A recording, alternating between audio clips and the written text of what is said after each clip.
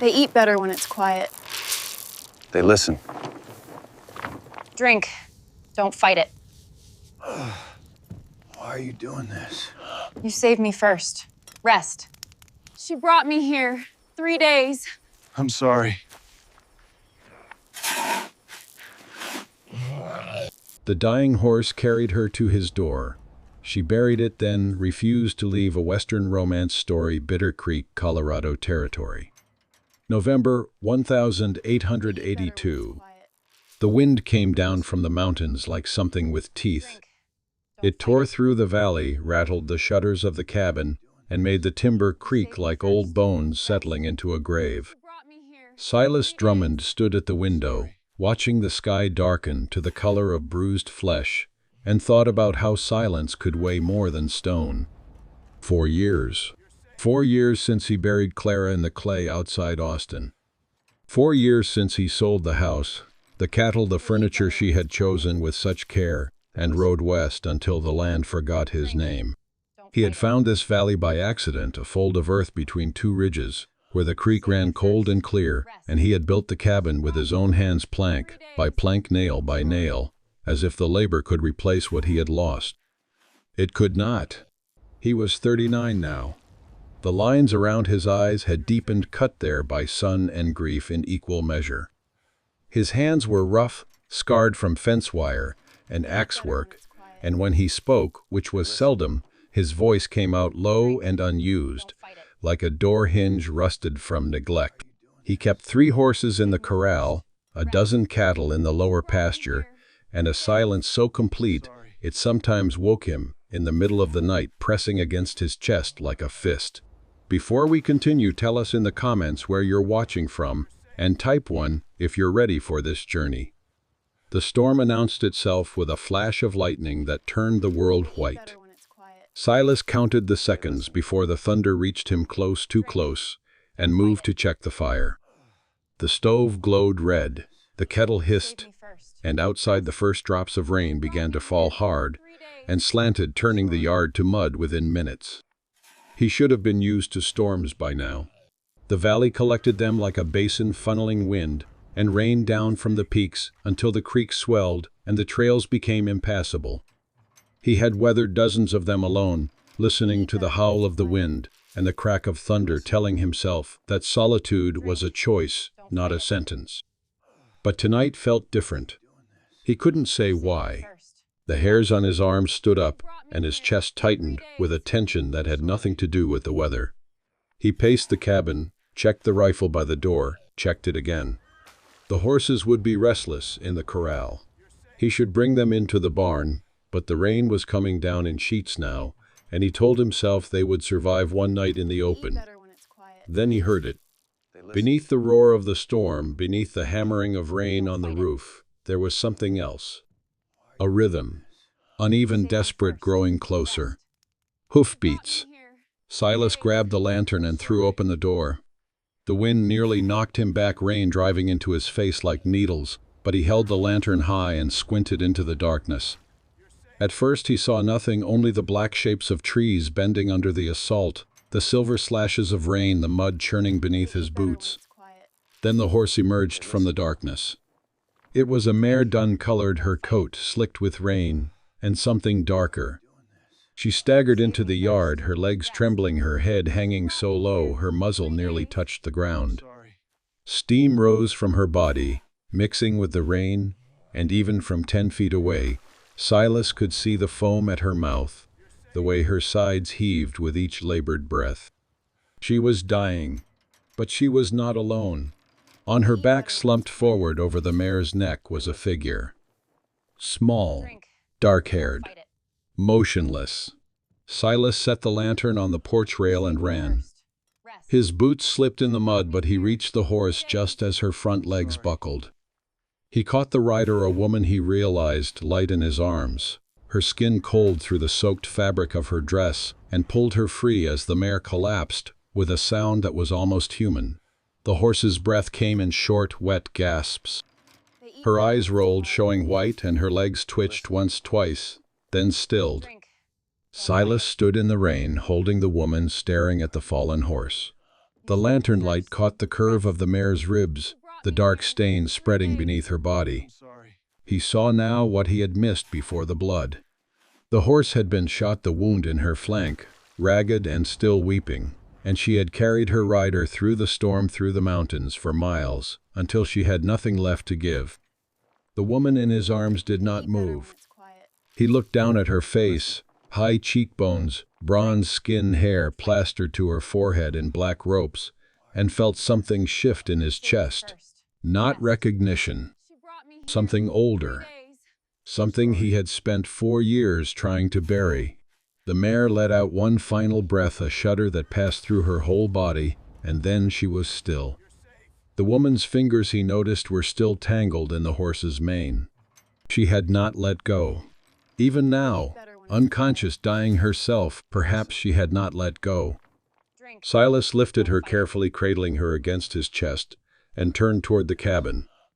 The rain lashed at his back, and the wind screamed through the valley, but he did not hurry. He walked slowly, steadily, as if carrying something sacred. Behind him, the horse lay in the mud, and the storm raged on. But inside the cabin, where the fire still burned and the kettle still hissed, the silence had finally broken. The woman weighed almost nothing. Silas laid her on the bed, his bed the only one in the cabin, and stepped back, uncertain what to do next. Her clothes were soaked through, clinging to her body in ways that made him turn his head. Her breathing was shallow, barely visible, and when he pressed his fingers to her neck, her pulse fluttered like a trapped bird. She was alive. Barely. He built up the fire until the cabin glowed orange, then found a blanket in the trunk and draped it over her. He should change her clothes, he knew. She would freeze otherwise, wet as she was. But the thought of undressing a stranger, this stranger with her dark hair, and her still face and her fingers, still curled as if holding something that was no longer there, made his hands shake. He compromised. He removed her boots, worn thin at the soles, and her outer layer, a jacket of deerskin decorated with beadwork he did not recognize. Beneath, she wore a cotton dress, torn at the hem, stained with mud and blood that might have been hers or the horse's. He wrapped the blanket tighter and told himself it would be enough. Then he sat in the chair by the stove and waited. The storm raged for hours. Silas dozed, woke, dozed again. Each time he opened his eyes, he looked at the woman, first checking the rise and fall of her chest, watching for any sign of change. She did not move, did not speak. Her face remained pale, her lips slightly parted, her hands resting on her stomach, as if in prayer. Near dawn, the rain slowed to a drizzle, and the wind died to a whisper. Silas rose stiff from the chair and opened the door to check the yard. The mud was thick, churned to soup, and there in the gray light lay the mare. She looked smaller in death. The blood had washed away in the rain, leaving only the wound, a dark hole in her flank that spoke of violence and flight. Silas stared at her for a long moment, then closed the door and turned back to the cabin. The woman's eyes were open. She was watching him. He froze, one hand still on the door, the other reaching instinctively for the rifle. But she did not move, did not speak.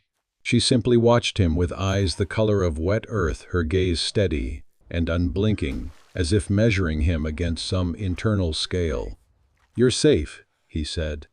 The words came out rough, unused. "You're in my cabin." The storm, she sat up. The blanket fell away and she swung her legs over the side of the bed, her bare feet touching the floor. Her movements were stiff, pained, but determined. She did not look at him.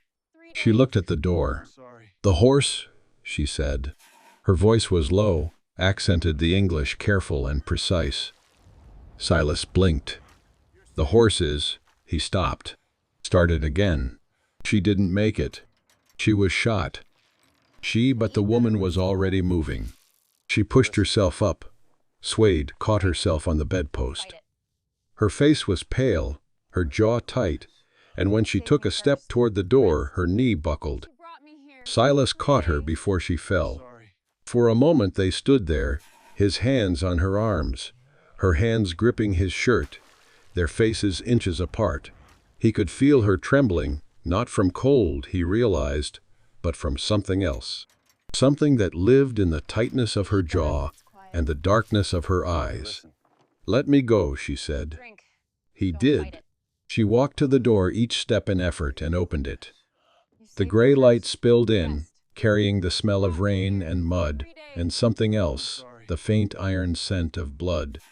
She stood in the doorway looking at the mare, and Silas watched her face change. It did not crumble, did not break. It hardened. She stepped off the porch into the mud barefoot and walked to where the horse lay.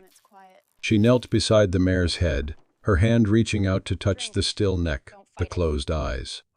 She stayed there for a long time, her head bowed, her lips moving in words he could not hear. Then she stood, looked around the yard, and found the shovel leaning against the barn. Silas watched from the doorway as she began to dig. The ground was soft from the rain, but she was weak, her strokes shallow and uneven. After 5 minutes, she had barely scratched the surface. After 10, she was breathing hard, her arms shaking, her dress plastered to her body with sweat and mud. He should stop her. She would collapse. She would hurt herself.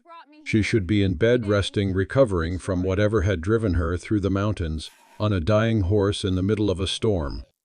But he did not stop her. Instead, he walked to the barn, found the second shovel, and joined her. She looked at him once, a glance quick and sharp, and then returned to her work. They dug in silence, side by side, the only sound the scrape of metal on earth and the occasional call of a crow overhead. The hole grew deeper. The sun climbed higher, and still they dug. When the grave was deep enough, Silas went to the barn and returned with rope. Together they dragged the mare into the hole, her body heavy and stiff, her legs folded beneath her. The woman arranged the horse's head, carefully brushing the mud from her muzzle, closing the eyes that had already closed. Then she reached into her pocket and pulled out a handful of something small and yellow. Corn. She scattered the kernels over the horse's body, her lips moving again in those silent words, and Silas felt a pressure in his chest that had nothing to do with the labor. They filled the grave together. When it was done, the woman stood at the head of the mound, her hands at her sides, her face unreadable. The sun was high now, the sky washed clean by the storm, and the valley stretched around them in shades of gold and green. "She brought me here," the woman said, not looking at him. 3 days, through the mountains. She did not stop. Silas said nothing. I told her to stop, to rest. She would not. Her voice cracked just slightly on the last word. She knew, the woman continued. She knew I needed to be somewhere safe, and she found this place. She turned finally to look at him. She found you. Silas met her gaze. What's your name? He asked. Ayoka. Silas. She nodded once as if filing the information away, then looked back at the grave. I will stay, she said. It was not a question, not a request. Silas thought of the silence that had filled this cabin for 4 years. The weight of it. The way it pressed against his chest in the middle of the night. The barn has a cot, he said. It's dry. No. She shook her head, her eyes still on the mound of fresh earth. I stay here. With her. Tonight. And before he could argue, she sat down beside the grave, pulled her knees to her chest, and wrapped her arms around them. Silas stood there, unsure what to do. Then he went inside, found another blanket, and brought it out to her. She took it without looking at him. He went back to the cabin and sat by the window, watching her as the sun set and the stars came out one by one, until the valley was dark and she was nothing but a shadow beside a mound of earth. She did not move, and neither did he. She was still there in the morning. Silas woke at dawn, stiff from sleeping in the chair, and looked out the window. The woman Ayoka sat exactly where he had left her, the blanket wrapped around her shoulders, her head bowed. The grave rose beside her like a small hill, the earth still dark and damp. He made coffee. The ritual calmed him, grinding the beans, boiling the water, pouring the dark liquid into the tin cup. He drank it standing at the window, watching her, and when the cup was empty, he poured another and carried it outside. She did not look up as he approached. He set the cup on the ground beside her, close enough to reach, and stepped back. The morning air was cold, sharp, with the smell of pine and wet earth, and his breath came out in small white clouds. "You should eat," he said. She did not answer. He waited a moment longer, then returned to the cabin. There was work to do. There was always work to do, and he had learned long ago that grief needed space.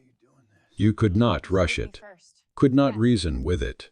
You could only let it run its course like a river, finding its way to the sea.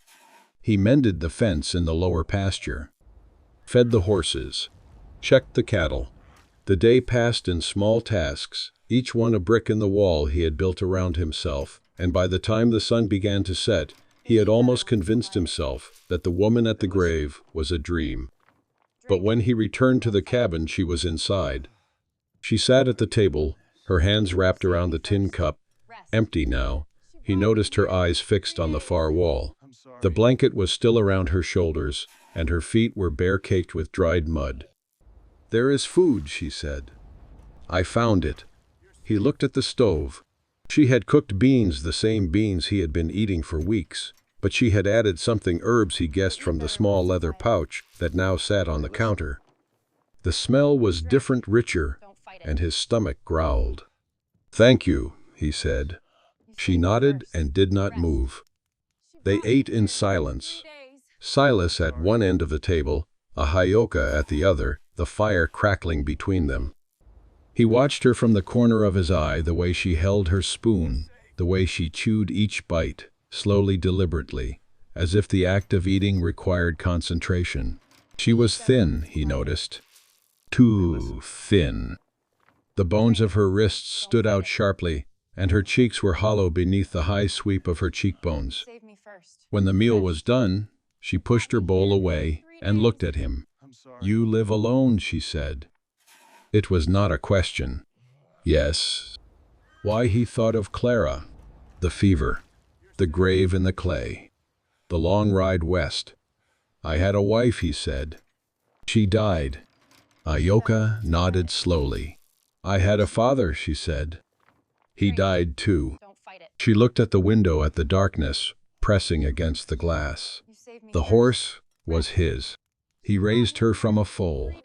"When the soldiers came, he put me on her back and told me to ride. He said she would know where to go."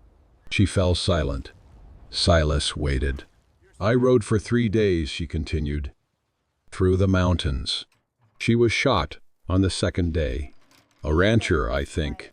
He saw us and fired. But she did not stop. She kept running.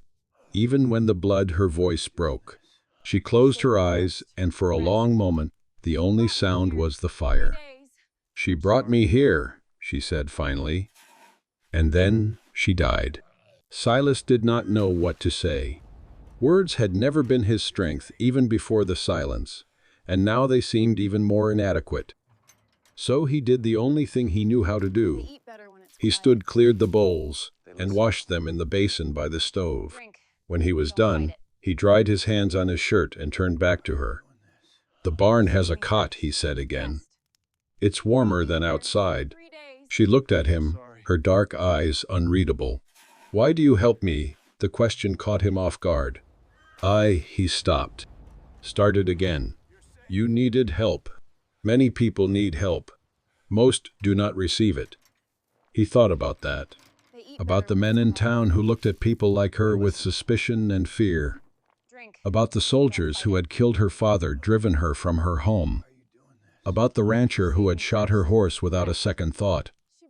"I'm not most people," he said. She studied him for a long moment. Then, slowly, she stood. "I will sleep in the barn," she said. "Tonight." He nodded and moved to the trunk, pulling out another blanket, a thicker one, and the old coat that had belonged to Clara. He hesitated for a moment, holding the coat, then handed it to her. She took it without comment, but her fingers lingered on the worn fabric. It was your wife's, she said. Rest. Yes. Brought me here 3 days. She looked at him and something passed between them, not understanding exactly but recognition. The recognition of two people who had lost something that could not be replaced. Thank you, she said. She walked to the door, opened it, and stepped into the night. Silas watched her cross the yard, the blanket and coat bundled in her arms, until she disappeared into the barn. Fight it. Then he closed the door and sat down in the chair by the window. You saved me first. The cabin felt different now, fuller. The silence was still there, but it had changed somehow, become something he could almost hold. He sat there until the fire burned low, thinking about horses and graves and the strange ways that fate moved through the world. And when he finally slept, he dreamed of nothing at all. The fever came 3 days later. Silas woke in the middle of the night, drenched in sweat, his head pounding and his limbs heavy as lead. He tried to sit up, but the room spun around him, and he fell back against the pillow, gasping. The wound on his side, an old injury from a fence post, barely healed, throbbed with a heat that seemed to radiate outward, filling his entire body. He had ignored it for weeks, telling himself it would heal on its own. Now in the darkness, with the fever burning through him, he knew he had been wrong. He lay there shivering and sweating at the same time, too weak to move, too proud to call for help. The fire had died to embers, and the cabin grew colder as the night deepened. He thought distantly that this was how it would end, not with a bullet or a fall, but with a stupid infection from a stupid accident, alone in a cabin at the edge of the world. Then the door opened. Ahyoka stood in the doorway, silhouetted against the stars, the old coat wrapped around her shoulders. She did not speak. She simply looked at him, her eyes taking in the sweat on his brow, the way his hands clutched the blanket, the shallow rasp of his breathing. Then she moved. She built up the fire, first adding wood, until the flames leaped high and the cabin filled with warmth and light. She boiled water in the kettle, then reached into the leather pouch she always carried, the same pouch she had used to season the beans, and pulled out a handful of dried leaves. "Yarrow," she said, more to herself than to him, "and willow bark." She crushed the leaves between her fingers, dropped them into the water, and let them steep. The smell that rose from the kettle was sharp and green, cutting through the fog in Silas's head. "Drink," she said, holding the cup to his lips. He drank. The tea was bitter, almost unbearably so, but she did not let him stop until the cup was empty. Then she set it aside and turned her attention to his wound. "I need to see," she said. He nodded weakly. She unbuttoned his shirt with steady hands, peeled back the fabric, and studied the wound beneath. It was angry and red, the edges swollen, a thin line of pus seeping from the center. She pressed her fingers against it gently, and he hissed through his teeth. "Infected," she said, "but not deep. I can help." She did not wait for his permission. From her pouch she pulled more herbs, roots this time, and something that looked like dried moss. She ground them together with a smooth, stone-added water to make a paste and spread it over the wound. The relief was immediate, a coolness that seemed to sink into his very bones, numbing the pain, quieting the fire. How he started. "Rest," she said. She pulled the blanket over him, tucking it around his shoulders the way a mother might tuck in a child. Then she sat down beside the bed, her back against the wall, and watched him with those dark, steady eyes. "I am a healer," she said quietly. "My grandmother taught me, and her grandmother taught her. It is what the women of my family do." Silas looked at her, this woman who had arrived on a dying horse, who had buried that horse with her own hands, who had slept beside its grave in the cold, and felt something shift in his chest. "You saved me," he said. "You saved me first. I gave you a blanket. You gave me shelter. You helped me bury my father's horse. You did not ask questions." She paused. "That is more than most would give."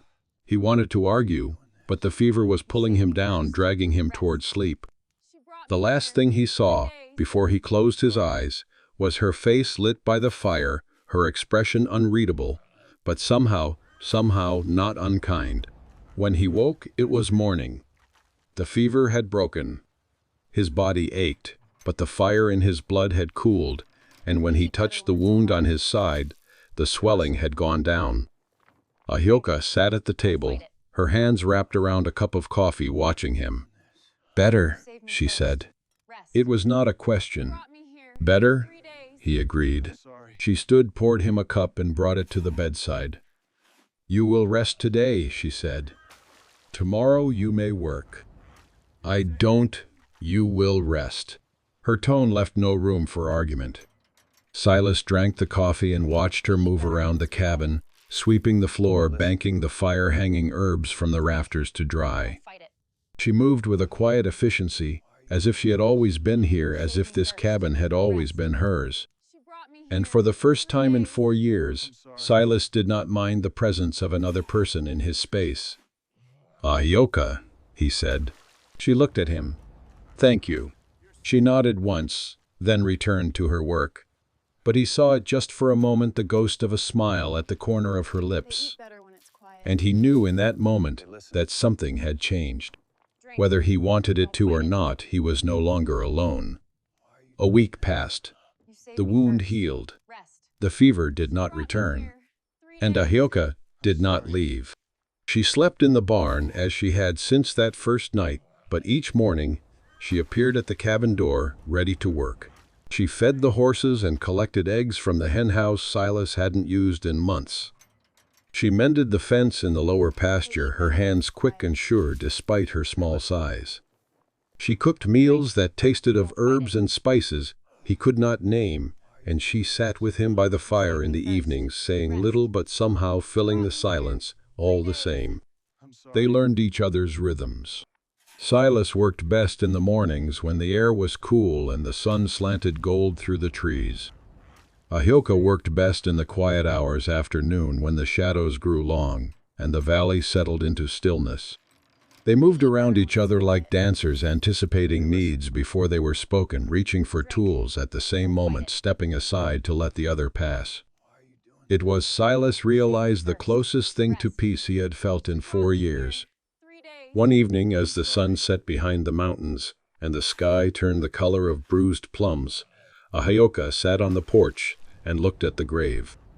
The mound had settled in the week since they had dug it, the earth packing down the grass, beginning to creep over the edges. "Tell me about her," Silas said. He had not planned to ask.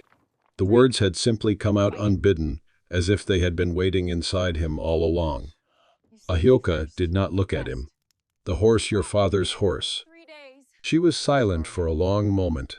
"Her name was Selu," she said finally. "After the Corn Mother.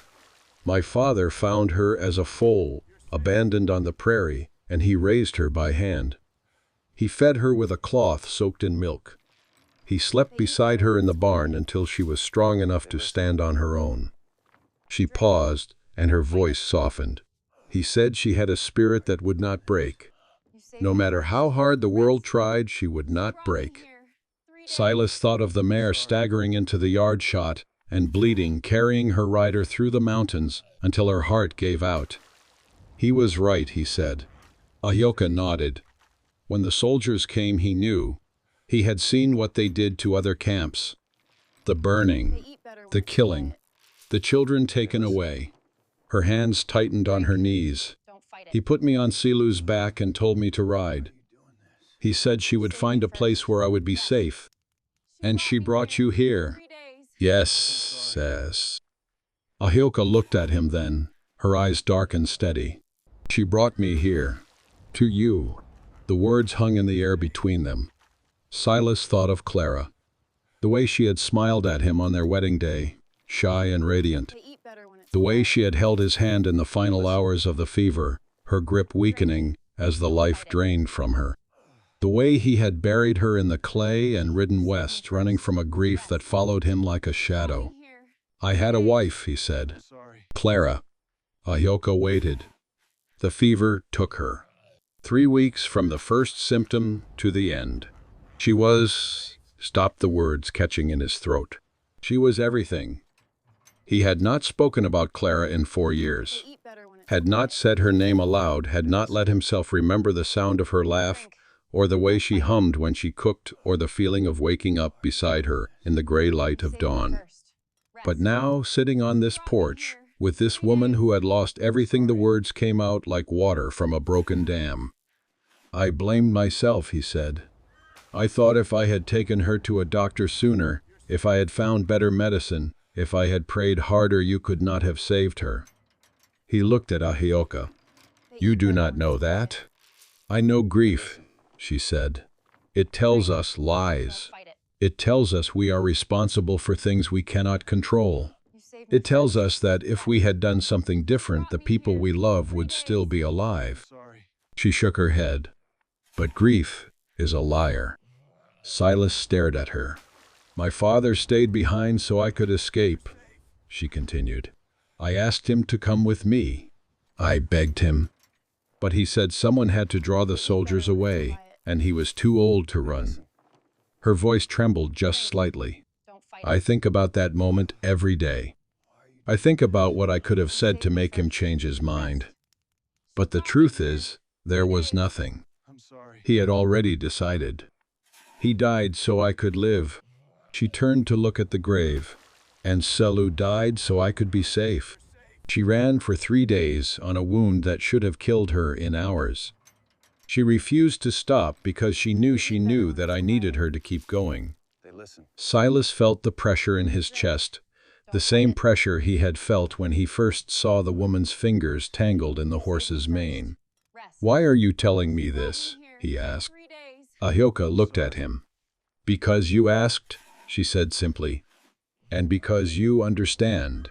They sat in silence as the stars came out one by one until the sky was thick with them. And somewhere in that silence, Silas felt something loosen in his chest. Not the grief exactly, but the weight of carrying it alone. When he finally spoke, his voice was rough. "You can stay," he said, "as long as you want." Ahioka did not answer, but she moved just slightly until her shoulder touched his. And they sat there together watching the stars until the night grew cold and the fire in the cabin beckoned them home. The riders came at noon. Silas was in the lower pasture mending a section of fence that had rotted through the winter when he saw them on the ridge. 3 men on horseback, their silhouettes dark against the pale sky, watching the cabin below. He straightened slowly, his hand moving to the revolver at his hip. Ahioka was inside. She had been grinding herbs at the table when he left, her hands steady, her face calm. She had not seen the riders. Silas walked toward the cabin, his pace unhurried, but his heart pounding in his chest. By the time he reached the porch, the riders had begun their descent, their horses picking their way down the rocky slope. "Ahioka," he said through the door, "stay inside. Don't come out." He heard her move a chair, scraping back footsteps on the floor, but she did not answer. The riders reached the yard. The lead man was older, maybe 50, with a silver badge pinned to his chest and a face like weathered leather. He sat his horse with the easy confidence of someone used to being obeyed, and when he smiled, it did not reach his eyes. "Afternoon," he said. "Name's Virgil Crane. Marshal out of Durango." "I know who you are," Silas said. Crane's smile widened. "Then you know I don't ride this far for nothing." He shifted in his saddle, his gaze sliding toward the cabin. "Word is, you've got company. Apache woman. Came through here about a week ago." Silas did not move. "I live alone." That so Crane nodded to one of his men who dismounted and walked toward the barn. "Mind if we take a look around, yes?" Crane's smile faded. "You're making this harder than it needs to be, Drummond. We're not here for trouble. We're here for the woman. She's wanted for questioning in connection with a fire at the Miller Ranch. 3 men dead. Barn burned to the ground. I don't know anything about that. Then you won't mind us looking." Silas stepped off the porch, putting himself between the marshal and the cabin door. "I mind." For a long moment no one moved. The air was thick with tension, the kind that preceded violence, and Silas could feel the weight of his revolver against his hip. Then Crane laughed. I'm sorry. "You're a stubborn son of a bitch. I'll give you that." He leaned forward in his saddle. "But here's the thing. That woman, she's not just a witness.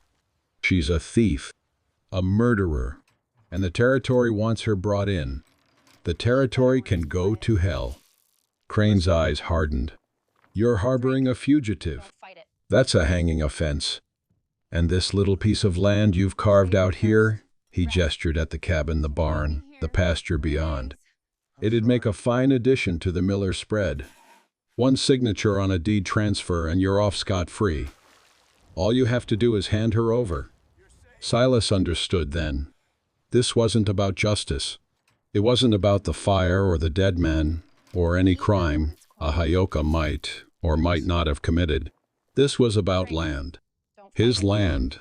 The land he had built with his own hands, plank by plank, nail by nail. "Get off my property," he said. Crane stared at him for a long moment.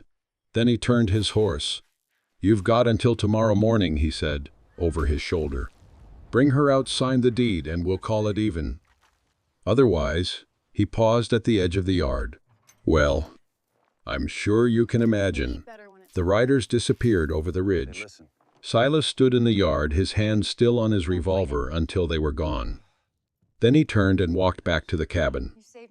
Ahioka stood in the doorway. "You heard?" he said. "I heard." He looked at her, this woman who had arrived on a dying horse, who had buried that horse with her own hands, who had saved his life with herbs and steady hands, and a quiet strength that reminded him of the mountains. "Did you set the fire?" he asked. She met his gaze. "Yes." He waited. "They killed my people," she said. "Burned our village. Took our land. The Miller Ranch sits on ground where my grandmother was born, where my mother is buried, where my father," her voice broke. "They took everything. So I took it back. 3 men died. 3 men who laughed while my family burned." Her eyes were fierce, unrepentant. They did not deserve to live. Silas thought of Clara, of the grave in the clay, of the long empty years in this valley. "I'm not giving you to them," he said. Ahioka stared at him. "They will take your land. I don't care. They will kill you. Maybe." He shrugged. "But they'll have to go through me first." She stepped closer, close enough that he could see the gold flecks in her dark eyes. "Why?" she asked. "Why would you die for me?" He thought about the question. "Because no one else will," he said. "Because you buried your horse alone, and no one should have to do that. Because you saved my life when you could have let me die. Because," he stopped. "Because you stayed." She looked at him for a long moment. Then she reached out and touched his face, her fingers light against his jaw. "Then we fight together," she said. He nodded. Together. They stayed up through the night, preparing, checking weapons, boarding windows, making plans. And when the dawn came pink and gold on the horizon, they stood side by side on the porch and watched the riders return. This time there were 6 of them. And Silas knew that before the day was over, blood would be spilled. The gunfight was brief and brutal. Crane and his men came at dawn, expecting an easy surrender. They found instead a man with a rifle and a woman with a bow, both of them calm, both of them ready. Silas shot the first man out of his saddle before they reached the yard. Ahioka's arrow took the second in the shoulder, spinning him off his horse and into the mud. The others scattered, firing wildly, their shots going wide as panic set in. They had expected a cowboy. They had not expected resistance. Crane rallied his men, shouting orders, but by then the damage was done. 2 of his riders were down, a third was fleeing toward the ridge, and Silas had moved from the porch to the cover of the barn, his rifle finding targets with deadly precision. The marshal made his decision. He spurred his horse toward the cabin, his revolver drawn, his face twisted with rage. He was going for Ahioka. If he could take her, he could still win. He could still claim the land, the woman, the victory that was slipping through his fingers.